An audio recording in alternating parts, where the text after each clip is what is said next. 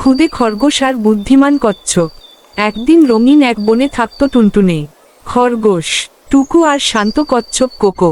টুকু খুব দুষ্টু, লাফাতে লাফাতে সবার সামনে বলতো, আমি এই বনের সবচেয়ে দ্রুত দৌড়াতে পারা খরগোশ। কোকো হেসে বলল। দ্রুত হওয়া ভালো, কিন্তু বুদ্ধিমান হওয়া আরো ভালো। টুকু হেসে চ্যালেঞ্জ দিল।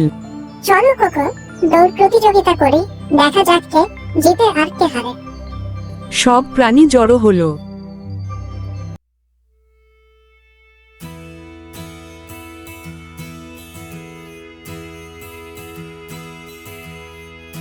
দৌড় শুরু হতেই টুকু ছুটে গেল ঝড়ের মতো, আর কোকো ধীরে ধীরে কিন্তু মন দিয়ে হাঁটতে লাগলো।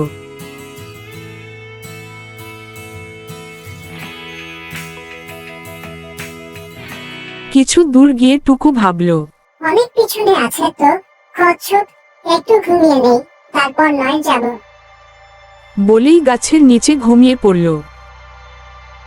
এদিকে কোকো থামেনি, ধীরে ধীরে এক পা করে সে এগিয়ে চলল। শেষে কি হলো জানো? ঘুম ভাঙার আগেই কোকো পৌঁছে গেল ফিনিশ লাইনে। সবাই হাততালি দিল। টুকু লজ্জা পেয়ে বলল, আজ বুঝলাম, অহংকার ভালো নয়, অহংকার পতনের আসল কারণ অহংকার।